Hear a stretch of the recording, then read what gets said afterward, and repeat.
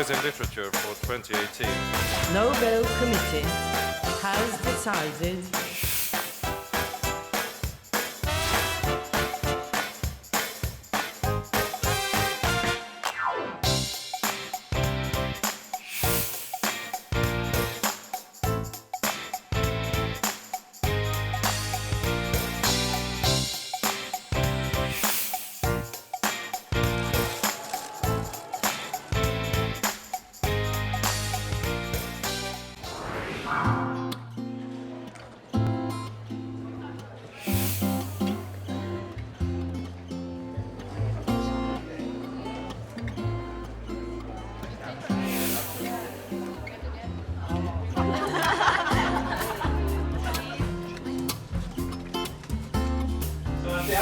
I would like to mention a couple of special things. 2019 is a very special year. It is the year when we are celebrating 60 years of friendship between our two countries. And as such, it's also a fantastic opportunity for deepened cultural exchanges between our two countries. And this is, I think, the film festival, the biggest and the prime example of that.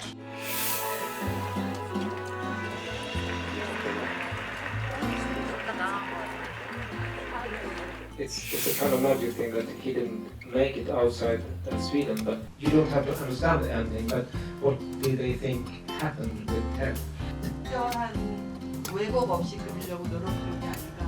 In the end it becomes that John Borg becomes this international tennis star and ABBA becomes this international group, but Ted was just famous in Sweden. Korea was the first country in the whole world who bought the film, the first country, and then the rest of the world followed. So therefore it's so fantastic to me to first South Korea bought Ukolove, and then I'm here with my second very Swedish film. So I feel there's some kind of magic connections between Korea and Sweden. And Korea, you're doing so many great films in Korea. So I'm here to learn as well of Korean films.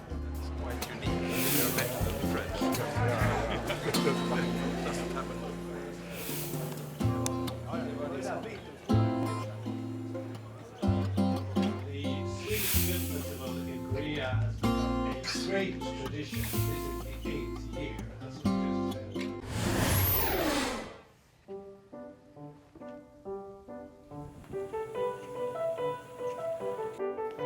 Hello, Ambassador. Hello. Thank you for inviting us. Most welcome to the Swedish residence. It's fantastic to have you here today. Thank you very much. So I hear you had a very busy year. Yeah, no, indeed. We've been celebrating 60 years of friendship between the Republic of Korea and Sweden, and it's still not over yet. Huh? I'm sure we'll have a lot to talk about. Yeah, so please come with me. Thank you.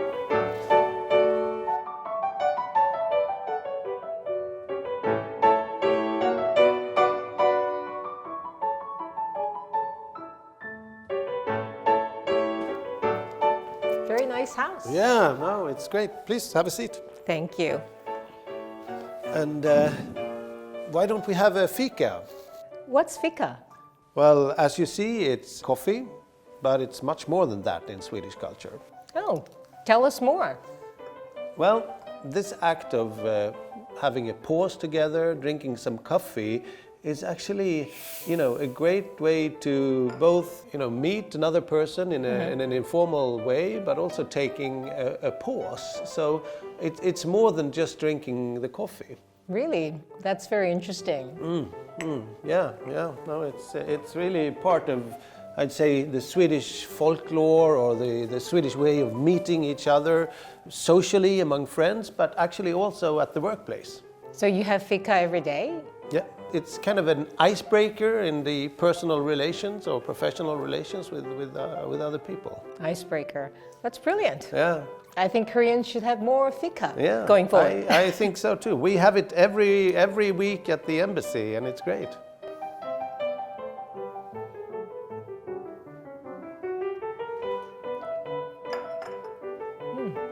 So let's turn to the topic of diplomatic relations. Sure. So Korea was your first posting as an ambassador, and you had this big year ahead of you when you were just appointed the previous year. Sure. Yeah. How did you manage, and what did you focus on? One thing that I knew is key to success is to build a good team. So first of all, I really invested time in my team at the embassy and the other close actors that we're working with, Business Sweden, the Swedish Chamber, etc., and Swedish businesses and so on. And then I invested a lot of time in the networks here in Korea and also getting to know your wonderful country. Then we focused on what we knew would be successful events, and we tried hard also to get some really symbolic high-level visits. And we were so glad that when we got the confirmation that the Korean president would come to Sweden this summer. So yeah, things like that. So, but you know, it was a bit daunting, but it felt really well. And I must say I have fantastic colleagues, and that helps a lot. Sounds good. Yeah. So you've planned many events for this special year, and you've been executing them brilliantly. And this Sweden Film Festival is a special one that's been held since 2012. You must have paid particular attention to the ones that you've selected for this particular year. What was the focus around the selection? As you just said, the film festival has been organized several years. It's been built up to where it is today. So this year, which was the 8th edition, we were able to extend the film festival to 5 cities in Korea. And we are blessed to have good partners. We are partnering with and collaborating closely with a Swedish agency called the Swedish Institute, who select the films for us. And the theme this year was about people, individuals, films about individuals who somehow had gone through difficult phases in their lives, but who were still able to keep humanity and not kind of losing hope, not becoming bitter, but still being able to keep humanity and move on to do great things. So all of the films, and I think there are all in all 9 films that were screened, somehow depicted persons who were in that kind of situation. So.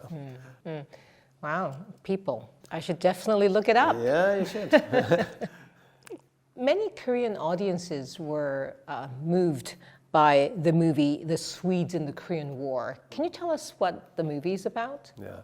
Well, I was myself particularly keen on that this film would be part of the film festival. It's a documentary which has been produced in the last few years by a Swedish team, and it tells the quite extraordinary story of when Sweden sent a Red Cross field hospital to Korea, to Busan, less than 3 months after the outbreak of the Korean War. And they stayed throughout the war and after the war for 7 years. And during those 7 years, they treated more than 2 million people. So this film includes some rare interviews with people, not only the Swedish staff, but also Korean patients and former soldiers from the US, France, etc.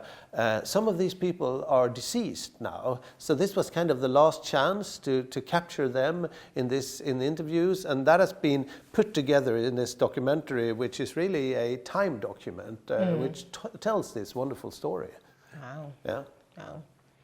I hear this film festival is not only about screening film, but also exchange between Korean and Swedish film industries.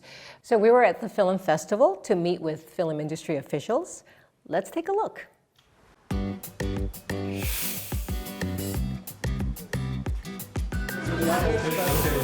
Please. Thank you very much. Nice to meet you. I'm now.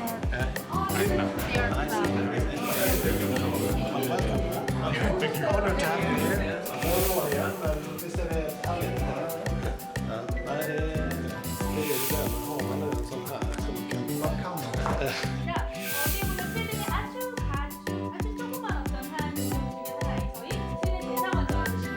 We have high professionals in Scandinavia and Sweden, and you have very skilled professionals also in Korea.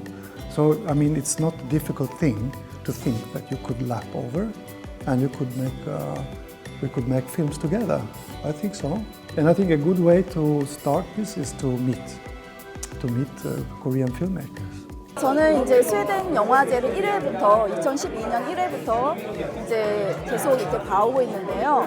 점점 더 이제 스웨덴 영화에 대해 친숙해짐과 동시에 향후에 영화를 보는 눈이나 이런 것도 좋아져서 또 우리나라 영화를 보는 여러 가지 시각이나 입장에서도 좋은 영향을 받을 수 있지 않을까 생각합니다. I think there are some similarities between Korean cinema and Swedish cinema, even if we are world apart. There are similarities in what kind of messages we like to see in movies, especially when it comes to a little bit more of reflecting life and reflecting certain qualities in life as well. Relation pioneers, right? So you are also in the relation between our two countries very often is the dimension of creativity.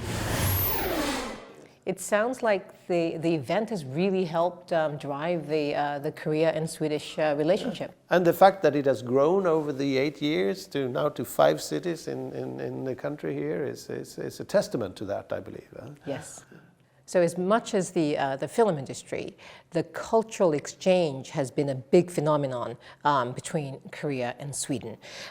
Korea was invited as a special guest to 2019 Gothenburg book fair, which was held in Sweden. And how did we get to be the guest there? How did it come about? I know they had their eyes on Korea since a couple of years already, and this 60th anniversary was a wonderful, reason to choose Korea as the thematic host country for this year's book fair. So when I started my job in September last year, or even before I started it, I was contacted by the Gothenburg Book Fair. They wanted to meet with me to talk about the planning of this event. And it was very timely because this is part of a Korean boom in Sweden, interest in various aspects of Korean society and culture. I'm very interested by how you called it Korea boom. Yeah. Is there such thing? Yeah. Is that real? I think so. Yeah. No, it's about the K-pop, it's about the Korean products, but also literature and Korean culture. Food, kimchi and kombucha. No, really. Even kimchi. Yeah. There's this trend to do your own kimchi in Sweden among certain people. But you don't have the right cabbage. Or lettuce. Well, I think we do. You can get it. Yeah. So no, that's. I've seen that clearly. How there is a very positive sentiment and curiosity about Korea in Sweden, and the literature is clearly part of it. Interesting. So there was a cultural event that's called the Korea-Sweden Young Design Award. Yeah. Can you tell us more about how it came to be? It is an award. It's a competition for young Korean designers, which was held for the first time this year. It's going to be held every year. It was launched in February, and then the deadline was sometime in April. We got 20 finalists, and then finally 3 winners. And thanks to the lucky coincidence that we had this first ever Korean state visit in Sweden in June this year, we were so lucky that First Lady Kim Jong-suk and Queen Sylvia of Sweden could, be present at the awarding ceremony in Stockholm. So the 3 winners were invited to come over to Stockholm to receive the prize. That's very special. Yeah, and it's really special, but it is also a testament or a reflection of the fact that we think that there is much to build on in the Swedish design tradition together with the Korean design tradition. So we have especially invested in and focused on young designers. There is such a competition since several years in Sweden, which is called Young Swedish Form. Now, it was for the first time launched here in Korea. So it's open to just anyone under the age of 35. And it is defined very broadly. It could be in virtually any area, I think, apart from music and food, but then just any design entry is welcome.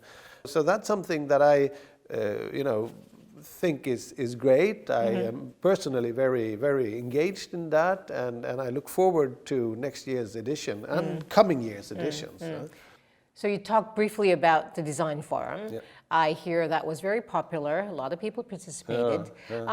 Can you tell us what kind of topics were discussed there? Well, first of all, I'm so glad that we're doing this because this is part of our activities together with the KIEDP. So if it weren't for our partnership with the Korea Institute for Design Promotion, we would not be able to do it. So we were asked to organize a special session during the Korea Design Forum, which was about design and digitalization. So we were so lucky to get 2 very strong and excellent Swedish design representatives or almost icons in Sweden. The CEO of a very, very cool and exciting design company called Dobermann, her name is Lisa Lindström. And the other person we were lucky to get is another lady called Susan Fuglsang, who is the CEO of some kind of a network called the Innovation Pioneers. And I think what is uniting Lisa Lindström and Susan Fuglsang is that A, they work a lot on creativity, B, they work a lot with inclusivity, and C, they have a very broad take on what design is, because design is, of course, product design, of a thing like that, and how to create appealing designs which unites functionality and aesthetics. But actually, their message is that design is much more than that. It's how you create a working organization where the creativity is kind of in the DNA. Because with the creative and flourishing organization, you will also get the new and cool ideas. So it's product design, but it's broader than that. And I think that is actually a Swedish speciality, that design is so much broader, and where you really get to stimulate that creativity and innovation, then that's when the magic starts. Interesting. I hear the most popular event was the Sweden Talk, held each month. Yeah. Can you tell us more about that? It was such a great idea. I discussed that with the colleagues last fall, and we were inspired by, I think it had been done in some other country, but essentially, this is a monthly seminar series or dialogue series, if you like, where we would choose a different topic, and there would always be a kind of a Swedish speaker or guest and a Korean counterpart. So we made an effort to choose topics which would be very relevant both for a Korean and a Swedish audience. So we were talking about startups or innovation, about lagom, gender equality, about literature, about peace and security. So these were some of the topics which have been covered in this series, and we intend to continue because it's been such a success. So as you've been preparing for this big year, the 60-year of friendship, you work with South Korean government, you work with industry officials, you work with civilians, and you were at the forefront of this whole relationship building and making this all happen. Yeah. If you were to look at the relationship and summed it up in one word or one sentence, what would that be? I think it has to do with mutual curiosity. Because if that curiosity hadn't been there, it would not have been as successful. So as I've said throughout this interview, that mutual curiosity, you know, the strong interest in Korea about the Nordic countries and Sweden maybe in particular, and what I branded the Korea boom in Sweden, that is a happy, you know, that's a happy coincidence that we are just trying to, you know, gently exploit for the good. Yes, mutual curiosity is a beautiful term. I should remember that. Yeah. So let's discuss the future of Korea and Sweden's relationship. Your Prime Minister, as you've mentioned previously, will be visiting Korea soon.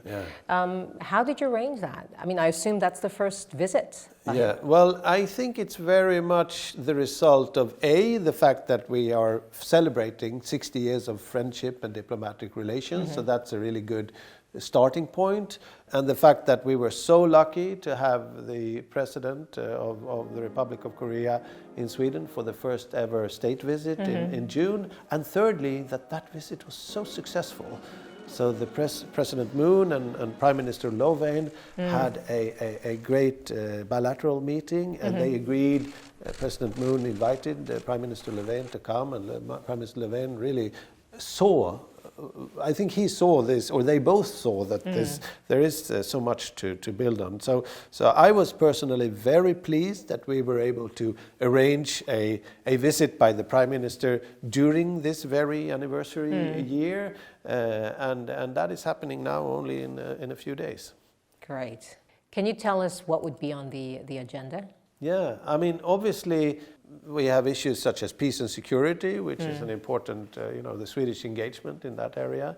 But the prime thing is the fact that the Prime Minister is bringing the biggest ever Swedish business delegation to Korea with some of the most, the biggest and most prominent Swedish global companies and the most important Swedish business leaders.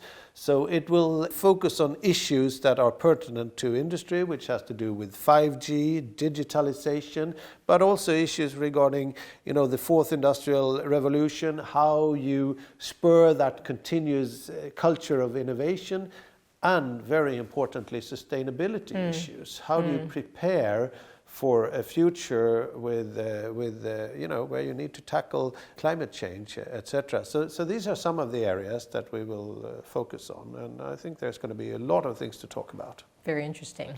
Are there any other plans that you haven't shared with us that you'd like to talk about? I think, and I sincerely hope, well, actually I'm convinced that this great year of friendship and anniversary with the two big visits will function as a huge lever to not only deepened and broadened, but also more intensified exchanges. Obviously in the business sector, but also broader than that. We've talked about culture, but maybe also other types of collaborations between agencies, etc. So during next year, we will obviously continue with the film festival, we will continue with the Sweden talks, as I said, but also very importantly, since a couple of months, we have an office for innovation and science at the embassy. So we will particularly focus on how can we identify areas in science and research centers in Korea and in Sweden where that innovation magic is happening. So this is something that we will do more of during next year. That sounds really good. Yeah. So we'll turn to our signature question, which is, what kind of philosophy do you have as a diplomat?